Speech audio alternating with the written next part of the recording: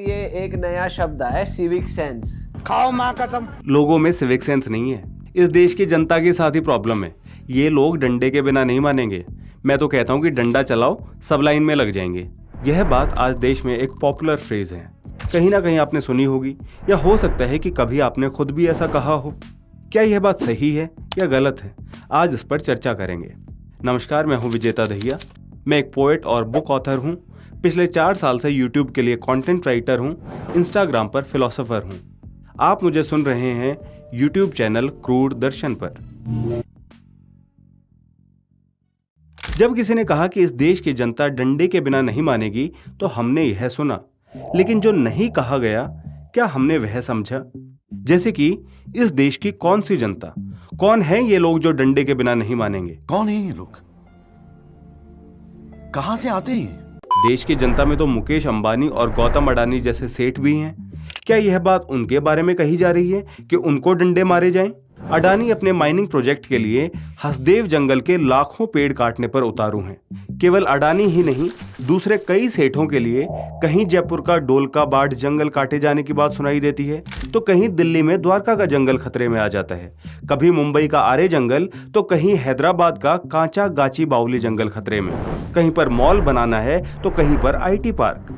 Builder सेठों ने luxury flats बनाते हुए लोकल वाटर बॉडीज को एनक्रोच किया, ड्रेनेज सिस्टम्स को डिसरप्ट किया, और आज हम कई शहरों में सड़कों पर बाढ़ जैसा नजारा देख रहे हैं। जो विकास के नाम पर विनाश कर रहे हैं, ऐसे लालची सेठ लोग डंडे के बिना नहीं मानेंगे?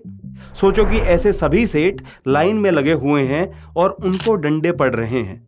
क्या यह आपकी इमेजिनेशन है, या फिर आप इमेजिन करते हैं कि आम गरीब लोगों का झुंड है और उनको डंडे पड़ रहे हैं क्योंकि ये लोग कहीं भी गुटखा थूक देते हैं, कूड़ा फैलाते हैं? इनमें सिविक सेंस नाम की चीज नहीं। ये गरीब अनपढ़ गवार लोग डंडे के बिना नहीं मानेंगे। जाहिर है कि आपके दिमाग में दूसरी तस्वीर बनी होगी जहां गरीब लोगों को डंडे पड़ रहे हैं। मुकेश अंबानी और गौतम अडानी को डंडे पड़ने की बात तो छोड़िए, उनको आम जनता के साथ गिनना भी मजाकिया लगता है। जो समाज पैसे को पूजता है, उसके लिए तो ये सेठ लोग भगवान हैं, माई बाप हैं, सेलिब्रिटी हैं, राजा हैं। और राजा को डंडा मारने की बात कोई सोच भी कैसे सकता है? राजा दूसरों को सजा देता है, जमींदार मजदूर को ठोकर मारता है। बॉलीवुड फिल्मों में आपने ऐसा सीन जरूर देखा होगा। और यह बात सुनकर ध्यान आता है कि किस तरह रामचरितमानस में समुद्र भगवान राम से याचना करते हुए कहता है, ढोल गवार शूद्र पशु नारी, सकल ताड़ना के अधिकारी। लोग कहते हैं कि यह चौपाई जातिवादी है, महिला विरोधी है, लेकिन ब्रॉड सेंस में बात यही है कि कुछ लोगों को नीचा समझा जाता है। उनकी समझने की शक्ति की तुलना जानवर से की जाती है। इकट्ठे कहा जाता है, गवार, शूद्र, पशु, नारी। क्या जानवर को शिक्षा दी जा सकती है? क्या जानवर को बातों से समझाया जा सकता है? नहीं ना। इसी तरह ये लोग डंडे के बिना नहीं मानेंगे। तो हमने समझा कि कौन सी जनता को डंडे मारने की बात हो रही है, लेकिन यह बात कह कौन रहा है? वैसे तो अमीर और मिडिल क्लास लोग भी सड़क पर अपनी बारात निकालते हैं, अमेरिका जाकर टशन दिखाते हैं, वॉल स्ट्रीट को ब्लॉक कर देते हैं, डीजे पर लाउड म्यूजिक चलाते हैं, लाउड स्पीकर लगाकर रात भर रिलीजियस फंक्शन करते हैं। लेकिन यह सब तो किसी का once in a lifetime moment है, किसी की रिलीजियस फीलिंग्स है। यहां तो टॉलरेंस दिखाओ। इस सब पर कोई सिविक सेंस वाला आउटरीच नहीं होता। और फिर ये अमीर और मिडिल क्लास लोग ही डंडे मारने की बात कहते हैं। लेकिन कौन से वाले अमीर और मिडिल क्लास लोग? आजकल 2 परमानेंट कैंप बन गए हैं, भाजपा समर्थक और भाजपा विरोधी। इनमें से कौन ऐसा कहता है? ये दोनों कैंप भले ही किसी अन्य बात पर सहमत ना हो, लेकिन इस बात को दोनों अपने ढंग से कहते हैं। जो भाजपा समर्थक हैं, वे कहते हैं कि ये देश की जनता डंडे बिना नहीं मानेगी, और इसलिए मैं तो कहता हूं कि देश में तानाशाही पूरे तरीके से आ जानी चाहिए, तभी काम चलेगा। जो भाजपा विरोधी हैं, वे तानाशाही के खिलाफ हैं, फैसिज्म के खिलाफ हैं, इसलिए वे कानून की बात करते हैं, कानून के डंडे की बात करते हैं। कहते हैं कि कनाडा के टोरंटो शहर में कूड़ा फेंकने पर $500 का फाइन है, सिंगापुर में 2000 सिंगापुर डॉलर का फाइन है, दोबारा किया तो 4000, फिर भी नहीं माने तो 10,000 सिंगापुर डॉलर का फाइन। ऐसे फाइन लगाओ तभी काम चलेगा। लेकिन अब समस्या यह है कि 2000 सिंगापुर डॉलर हुए करीबन 1,35,000 रुपए। जबकि एक रिसेंट रिपोर्ट के मुताबिक 83% इंडियंस ऐसे हैं जो एक दिन में 171 रुपए से कम कमाते हैं, यानी एक साल की कमाई 62,415 रुपए। यह तो जुर्माने का आधा भी नहीं हुआ, तो क्या करें? इन्हें 1-2 महीने के लिए जेल में डाल दें? कहा जाता है कि हाँ, जुर्माना नहीं दे सकते तो जेल में डाल दो, तभी अक्ल आएगी। कानून का डंडा चलाओ, उसके बिना नहीं मानेंगे। ये लोग देश में तो कूड़ा फैलाते ही हैं, इन्होंने तो विदेशों में भी भारत का नाम खराब करना शुरू कर दिया है। कोई इन्फ्लुएंसर विदेश जाकर औरतों पर भद्दी टिप्पणी करता है, विदेश के किसी मार्केट प्लेस में शर्ट निकालकर डांस करता है, कुछ लोग थाईलैंड के पटाया बीच पर चादर बिछाकर शराब पीने लगते हैं, कोई वहां पेशाब करता है, कोई वियतनाम में सड़क पर पेशाब करता है और ऐसा करते हुए व्लॉगिंग करता है। लेकिन ये लोग अगर विदेश गए हैं तो फिर ये गरीब तो नहीं हो सकते। इस पर कहा जाता है कि ये गवार लोग हैं, टिकटॉक वाले हैं, इनके पास पैसा आ गया लेकिन क्लास नहीं आई, ऊपर से फ्लाइट सस्ती हो गई, इन लोगों पर फाइन लगेगा, जेल जाएंगे, डंडा पड़ेगा तभी मानेंगे। चलिए ठीक है, डंडा मार देंगे, फाइन कर देंगे, जेल भेज देंगे, लेकिन एक बात सोचिए, ये लोग ऐसा भद्दा व्यवहार करते हुए खुद ही अपनी वीडियो क्यों बनाते हैं? अपने आप ही उस वीडियो को अपलोड क्यों करते हैं? क्योंकि इन्हें लगता है कि इनको देखने वाले इन बातों पर इनकी तारीफ करेंगे और इन्हें तारीफ मिलती है। जैसे कि राजा गुज्जर को देखिए, जिसने विदेशी महिला पर भद्दी टिप्पणी करते हुए वीडियो बनाई। ऐसा नहीं कि लोग उसे इस बदतमीजी के लिए ही फॉलो करते हों, वह हरियाणा के recent horrific rape murder case पर आवाज उठाता है, जहां 19 साल की स्कूल टीचर मनीषा के साथ यह दरिंदगी हुई। राजा कहता है कि गुनहगारों को कड़ी से कड़ी सजा दी जाए।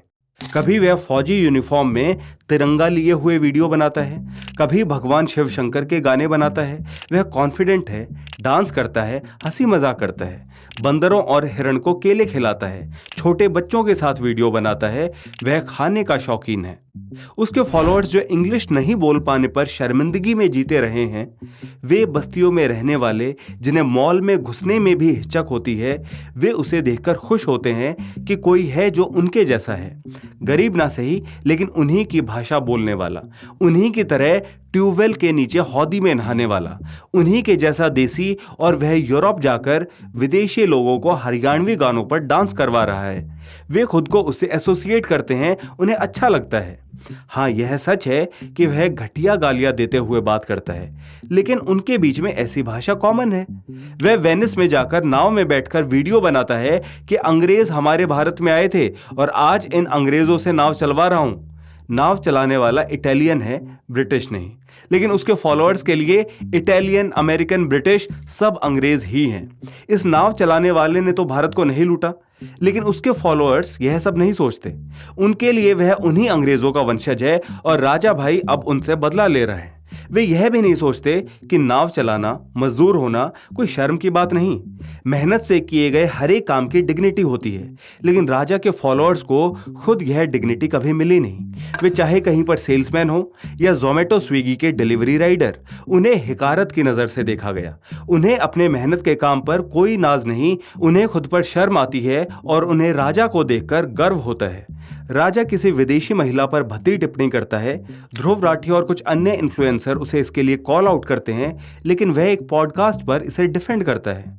कहता है कि उसने किसी को छेड़ा तो नहीं, ऐसे ही कुछ कहा, और ये अंग्रेज भी तो हिंदुस्तान की लड़कियों के साथ जुल्म करते थे, हमने उनको उनकी जात दिखा दी। फोटो खिंचवा बे, यहाँ के खिंचवा ले, वहां में बैठने के पैसा ज्यादा है पर आज इन्होंने दिख रहा इंडिया के जाके छेड़ रहे हैं। जब ये लौंडिया न उठा कर ले जाए करे ना हिंदुस्तान किन्ने, जब न बोलो कोई भी, हमने तो उनकी जात दिखाई हो जाए के। राजा के फॉलोअर्स ने गानों और फिल्मों में विदेशी औरतों को बस बिकिनी में डांस करते हुए देखा है, जिससे इन्हें लगता है कि सभी विदेशी औरतें चरित्रहीन होती हैं, और चरित्रहीन औरतों के साथ कोई हल्की सी बदतमीजी करे तो क्या। इन्होंने टीवी पर कपिल शर्मा को रशियन 15,000 और यूट्यूब पर हर्ष गुजराल को रशियन औरतों के रेट लगाते हुए देखा है। भैया 6,000 में तो रशियन आ जाती, क्या बात कर। इसलिए विदेशी औरतें उनके लिए एक ऑब्जेक्ट की तरह हैं। राजा गुज्जर अगर ताजमहल पर 2 विदेशी औरतों से परमिशन लिए बिना उनके फ्रेम में दाखिल होकर वीडियो बना लेता है, तो उनके लिए इसमें ऐसा कुछ गलत नहीं। अगर वह विदेश में किसी विदेशी औरत पर टिप्पणी कर देता है तो कौन सी बड़ी बात है। राजा गुज्जर अगर नहीं होगा तो कोई और वैसा होगा जिसे ये फॉलोअर फॉलो करेंगे, लाइक करेंगे। तो क्या इन लाखों फॉलोअर्स को भी डंडे मारे जाएं, जेल भेजा जाए? बात लाखों पर नहीं रुकती, करोड़ों में जाती है, क्योंकि एल्विश यादव के 2.25 करोड़ फॉलोअर्स हैं। वह कार खरीदने जाता है तो अपने दोस्तों के साथ मिलकर रशियन सेल्स गर्ल्स पर अश्लील कमेंट करता है। वीडियो पर करीबन 50 लाख व्यूज हैं, हजारों कमेंट्स हैं और ढूंढने पर किसी फॉलोअर का ऐसा कमेंट नहीं दिखता कि एल्विश भाई, आपको उन रशियन औरतों के बारे में ऐसी अश्लील बातें नहीं कहनी चाहिए थी। ऐसी भद्दी टिप्पणी करना उनके दिमाग में नॉर्मल हो गया है। तो क्या किया जाए? करोड़ों लोगों को जेल में डालना और डंडे मारना आसान नहीं है। दूसरी बात कि जिनके पास यह कानूनी अधिकार है, वे नेता, वे पुलिस वाले, वे तो पहले ही हर रोज डंडे चलाने में व्यस्त हैं। कभी किसानों को डंडे मारे, कभी बेरोजगार युवाओं को दौड़ा दौड़ा कर पीटा।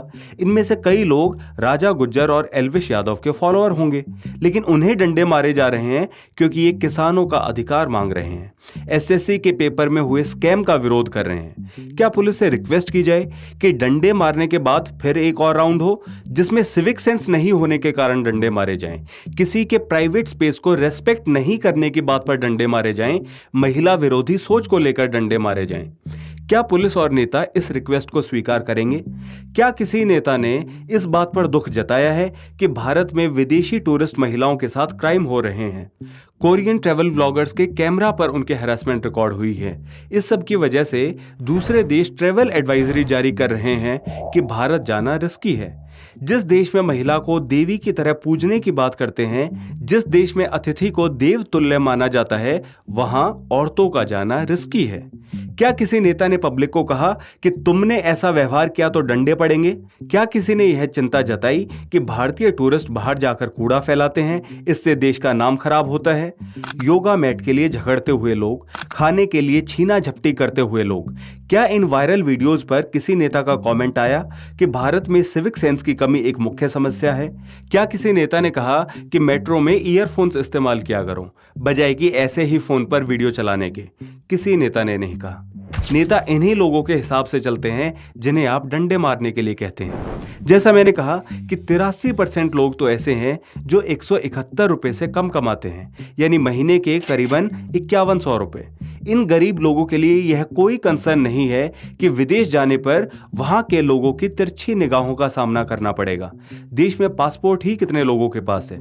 मिनिस्ट्री ऑफ एक्सटर्नल अफेयर्स के मिनिस्टर ऑफ स्टेट ने पिछले साल राज्यसभा में बताया था कि दिसंबर 2023 तक केवल 6.5% इंडियंस के पास एक वैलिड पासपोर्ट था। अगर हम बात करें कि कितने लोगों ने फॉरेन ट्रिप की है, तो वह फिगर और भी कम है। जैसे कि प्यू रिसर्च सेंटर के 2023 सर्वे में पाया गया कि केवल 3% इंडियंस ने विदेशों में ट्रैवल किया है। आप कहेंगे कि भारत की इंटरनेशनल इमेज छोड़ो, सफाई तो सभी के लिए है, लेकिन ये लोग तो बदबूदार झुग्गियों में ही रहते हैं जहां कूड़ा और कीचड़ होता है। उन्होंने तो कभी कल्पना ही नहीं की कि उनकी बस्ती भी सुंदर हो सकती है, और जब उन्होंने कल्पना ही नहीं की तो नेता उनसे इस बात का वादा क्या करेंगे? आप बाहर जाते हैं तो किसी मॉल का टॉयलेट इस्तेमाल कर लेते हैं, लेकिन वे लोग कहां जाएं? पब्लिक टॉयलेट्स की ऐसी हालत है कि वहां पानी ही नहीं। या तो आप बदबू से मर जाएंगे या फिर आपको यूटीआई होने का खतरा रहेगा। ये लोग सड़क पर रेहड़ी लगाते हैं और कहीं भी आसपास पब्लिक टॉयलेट ना हो तो सड़क पर ही किसी कोने में पेशाब करते हैं। जो गरीब औरतें स्ट्रीट वेंडर्स हैं, वे क्या करती हैं मुझे पता नहीं। इनके बच्चे सरकारी स्कूल में पढ़ते हैं तो वहां भी टॉयलेट्स की बुरी हालत है। इन लोगों ने कभी सफाई देखी ही नहीं है, तो कहां से उनके अंदर सिविक सेंस होगी? शायद आप इस बात को समझते भी हैं कि बदबूदार बस्तियों में रहने वाले इन लोगों को सिविक सेंस की समझ नहीं है। स्कूल में भी उन्हें नहीं सिखाया गया, और इसीलिए आप चाहते हैं कि उन्हें डंडे मारे जाएं, क्योंकि यही तो आपका समझाने का तरीका है। लेकिन अफसोस, इस मुद्दे पर डंडा नहीं चलाया जाएगा, क्योंकि उन लोगों की संख्या ज्यादा है, उनके वोट ज्यादा हैं, और ये वोटिंग करने के लिए आपके मुकाबले ज्यादा तत्पर होते हैं। बार बार देखा गया है कि अमीरों की कॉलोनियों के मुकाबले गरीबों की बस्तियों में परसेंटेज वोटिंग ज्यादा होती है। जब नेता खुद को उन लोगों के जैसा दिखाता है, तब उसे वोट मिलते हैं। नेता में सिविक सेंस हो, यह इन लोगों के लिए जरूरी नहीं। मित्रों, मैं बचपन में रेल के डिब्बे में चाय बेचता था। मैं एक आम आदमी हूँ, आप ही की तरह। मैं आपका हूँ, वो उनके हैं। नेता तो खुद विधानसभा में गुटखा थूक देते हैं। यहां से आपकी अगली फ्रस्ट्रेशन शुरू हो जाती है कि डेमोक्रेसी का सिस्टम ही खराब है। मैं तो इतना समझदार हूं, पढ़ा लिखा हूं, रैशनल हूं, इनकम टैक्स देने वाला ईमानदार टैक्स पेयर हूं, लेकिन मूर्ख लोग मेजॉरिटी में हैं, वे अपने जैसा ही मूर्ख चुनते हैं, सफर हमें करना पड़ता है। इन अनपढ़ लोगों को वोट का अधिकार ही क्यों दिया जाता है? वोटिंग के लिए IQ टेस्ट होना चाहिए। ये लोकतंत्र तो मूर्खों का तंत्र है। लेकिन दरअसल लोकतंत्र लोगों का तंत्र है। ज्यादातर लोग मूर्ख होंगे तो यह मूर्खों का तंत्र बनेगा, और ज्यादातर लोग समझदार होंगे तो यह एक समझदारी वाला सिस्टम बन जाएगा। इस तरह लोकतंत्र पूरे देश को साथ लेकर चलने वाला सिस्टम बन जाता है। लेकिन आप दूसरे लोगों को साथ लेकर आने में नाकाम रहे। आपने उनका शोषण होने दिया और आप खुद उस शोषक व्यवस्था का हिस्सा हैं। आप अपने मन में मानना चाहते हैं कि 83% लोग एक दिन में 171 रुपए से कम इसलिए कमाते हैं क्योंकि वे आलसी हैं, कामचोर हैं। लेकिन सच्चाई यह है कि जोमेटो, स्विगी, ब्लिंकिट का जो डिलीवरी राइडर आपके खाने का या ग्रोसरी का ऑर्डर डिलीवर करने आता है, वह 12 से 14 घंटे काम करता है। इकोनॉमिक टाइम्स के आर्टिकल में बताया है कि डिलीवरी राइडर को पहले एक ऑर्डर का 35-40 रुपया मिल जाता था, लेकिन अब एक ऑर्डर का 10-15 रुपए। न्यूज लॉन्ड्री की रिपोर्ट में बताया है जोमेटो राइडर्स को एक ऑर्डर का 20 रुपया, जहां उन्हें व्हीकल मेंटेनेंस का, फ्यूल का खर्चा भी खुद उठाना पड़ता है। कई बार अलग अलग कंपनीज के डिलीवरी राइडर्स की स्ट्राइक देखी गई है। एक रैपिडो ड्राइवर ने मुझसे कहा कि सर, आप राइड कैंसिल करके सीधा मेरे साथ चल सकते हैं क्या? आपको गलत तो नहीं लगेगा? मैंने कहा कि भाई, मुझे तो उतना ही रुपया देना है, मुझे क्या दिक्कत होगी? और पूरे 240 रुपए मैंने उसको दिए। लेकिन आपने कभी ओला, उबर या रैपिडो से जाते हुए यह सोचा है कि आपने जितना रुपया दिया उसमें से उन्हें कितना मिलता है? ये जो आप कपड़े पहनते हैं, ये किसी टेक्सटाइल फैक्ट्री में मजदूर ने बनाए। आपकी car, laptop, phone, furniture, biscuit सब फैक्ट्रियों में बना। क्या उन फैक्ट्री मजदूरों को लेबर लॉज के हिसाब से न्यूनतम वेतन मिला, या उन्हें अकाउंट में सैलरी देकर फिर कुछ अमाउंट उनसे कैश में वापस ले लिया गया? यह मॉडल आज पूरे भारत में चल रहा है, एक ओपन सीक्रेट की तरह। क्या कभी आपने पूछा है कि मॉल के टॉयलेट को आपके लिए चकाचक साफ रखने वाले, टिश्यू पेपर भी आपके हाथों में थमाने वाले कितना कमाते हैं? जो इंसान आपके अपार्टमेंट में झाड़ू लगाता है, कूड़ा उठाकर ले जाता है, वह कितना कमाता है? कनाडा में लोग अपना कूड़ा देने से पहले खुद उसे अलग करते हैं, गीला कूड़ा और सूखा कूड़ा। लेकिन यहाँ कूड़े के ढेर पर खड़े होकर लोग कूड़ा बीनते हैं। दुनिया में गटर साफ करने वाली मशीनें हैं, तो फिर भारत में लोग गटर में उतरकर सफाई क्यों कर रहे हैं? गटर से जहरीली गैस निकलने की वजह से मौत भी हो जाती है। हॉलिडे रिजॉर्ट में जो आपके खाने रहने का सब बंदोबस्त करते हैं, कभी आपने वहां उनके रहने का कमरा और बिस्तर देखा है? क्या आप उनके लिए यहाँ इतनी सी सिविक सेंस और एटिकेट दिखाते हैं कि चेकआउट करने से पहले खाली बोतल, चिप्स, बिस्किट के पैकेट जैसे कूड़े को ट्रैश कैन में डाल दें? जी नहीं।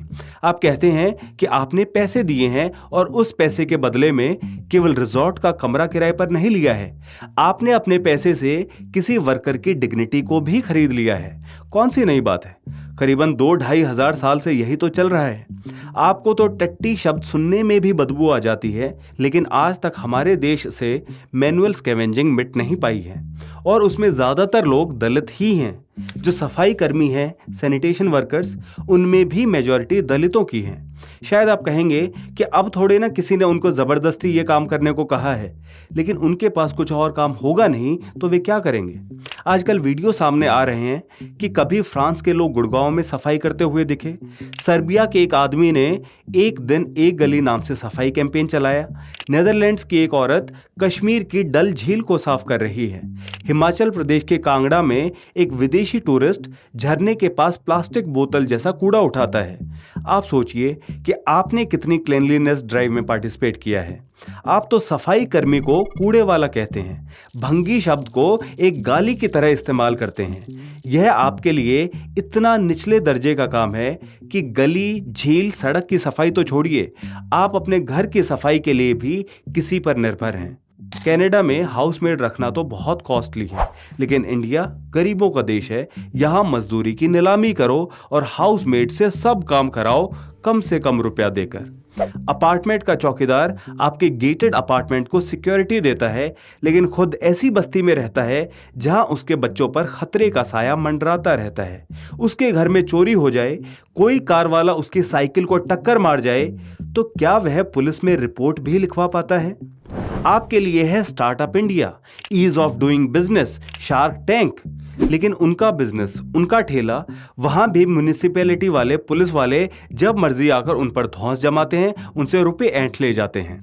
आपका अनाज, फल, सब्जी, आपके पिज्जा की sweet corn, baby corn toppings जो अपने खेतों में उगाते हैं, कभी उन किसानों के बारे में सोचा है कि वे क्यों झुंझलाहट में अपनी फसल को आग लगा रहे हैं, कभी उसे सड़कों पर फेंक रहे हैं? हर रोज सुबह से शाम तक पूरे दिन आप उन लोगों पर निर्भर हैं जिनके बारे में आप कहते हैं कि इन्हें डंडे मारो।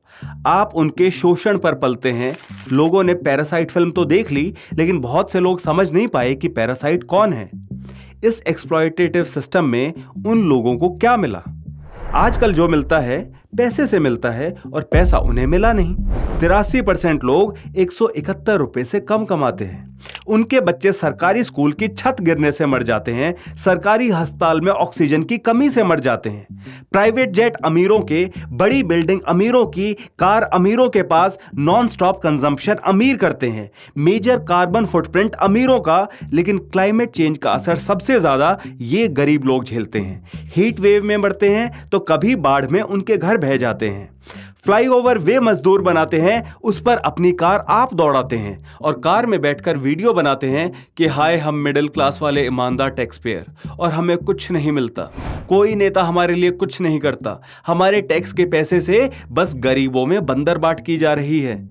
जब किसी सेठ की कंपनी 47,000 करोड़ का लोन लेती है और केवल 455 करोड़ यानी लोन अमाउंट के 1% से भी कम को चुकाकर निपटारा हो जाता है, तब आप आवाज नहीं उठाते।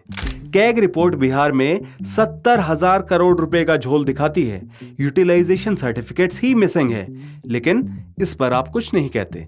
हाईवे धंस जाते हैं, पुल टूट जाते हैं, लेकिन आपको टैक्स पेयर के पैसे का ध्यान नहीं आता।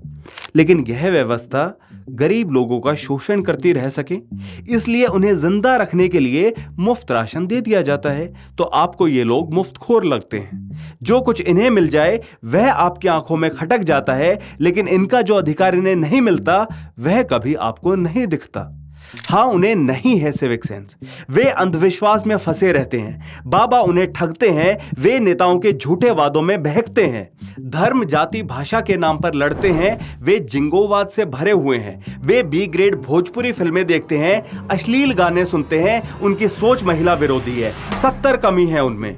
लेकिन आपने इसे ठीक करने के लिए क्या किया? कभी आपने उनकी तरफ अपना हाथ नहीं बढ़ाया। आपने तो अपने और उनके बीच एक इनविजिबल दीवार बना ली। आपके अपार्टमेंट उनकी बस्तियों से अलग, आपके रेस्तरां उनके ढाबों से अलग, मीन्स ऑफ ट्रांसपोर्ट अलग, आप अपनी कार में और वे भीड़ भरी बस में। आपके मल्टीप्लेक्स सिनेमा हॉल में वे नहीं जा पाते, आपके Netflix, Prime Video, Sony LIV उनके पास नहीं। आपके इन्फ्लुएंसर्स और यूट्यूबर्स उनसे अलग, क्योंकि आपकी हिंग्लिश उनकी लोकल भाषा से अलग। वे आपके रेस्तरां में वेटर के रूप में दिखे तो आपने बात करते हुए उनसे नजर मिलाना भी जरूरी नहीं समझा। वे आपके अपार्टमेंट में झाड़ू पोंछा करने आए, डिलीवरी ऑर्डर देने आए तो आपने उनके लिए लिफ्ट भी अलग तय कर दी। और फिर भी कुछ सड़कों पर, किसी मार्केट में या बड़े पार्क में उनके साथ स्पेस शेयर करते ही बना तो आपने उन पर लानतें भेजी, कहा कि ये लोग गंदगी फैलाते हैं। आपने उन्हें डंडे मारने की डिमांड की, उनके लिए जेल और जुर्माने की डिमांड की। खैर, इस वीडियो का मकसद यह नहीं कि आप ऐसे अपराध बोध से भर जाएं कि रात को खाना भी हजम ना हो, बल्कि इसका मकसद यह है कि इस ओवरऑल सिचुएशन को समझकर शायद आपकी झुंझलाहट कुछ कम हो, आप आत्मदया से बाहर निकल पाएं, और आत्मदया से बाहर निकल गए तो शायद उनके लिए थोड़ी सी एम्पैथी अपने मन में लाएं, कभी उनके लिए आवाज उठाएं।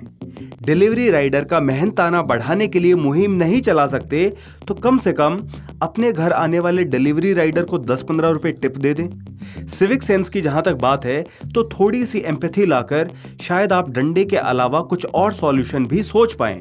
जैसे कि पूरे शहर में हर जगह साफ सुथरे टॉयलेट हों, उन लोगों के बच्चों के लिए सरकारी स्कूल में साफ सुथरे टॉयलेट हों, स्कूल करिकुलम में पब्लिक स्पेस और प्राइवेट स्पेस का फर्क समझाया जाए, पूरे शहर में हर 2 किलोमीटर पर हरा नीला डस्टबिन हो जिनसे हर रोज कूड़ा कलेक्ट किया जाता हो, एक प्रॉपर वेस्ट मैनेजमेंट सिस्टम हो, कई जगह पर कॉम्पोस्ट पिट्स हों, बायोडिग्रेडेबल मटेरियल्स का इस्तेमाल बढ़े, उन लोगों की बस्तियों को भी साफ किया जाए, अर्बन प्लानिंग बेहतर हो, लोकल वाटर बॉडीज को रिस्टोर किया जाए, रेन वाटर हार्वेस्टिंग की जाए, ड्रेनेज सिस्टम्स को सुधारा जाए, सब जगह ज्यादा से ज्यादा पेड़ लगाए जाएं, फूल लगाए जाएं, दीवारों पर पोस्टर चिपकाना बंद हो और उनकी जगह डिजिटल पैनल्स आएं, दीवारों पर चित्रकारी हो, यह सब हो सकता है। जितना जोर लगाकर आप डंडा चलाने की बात करते रहते हैं, अगर उतने जोर से आप इस सब के लिए आवाज उठाएं, नेताओं से यह सब डिमांड करें और कभी खुद भी क्लीनलीनेस और प्लांटेशन ड्राइव के लिए सड़क पर उतरें। बात अगर सही लगी तो वीडियो को दूसरों के साथ भी शेयर करें।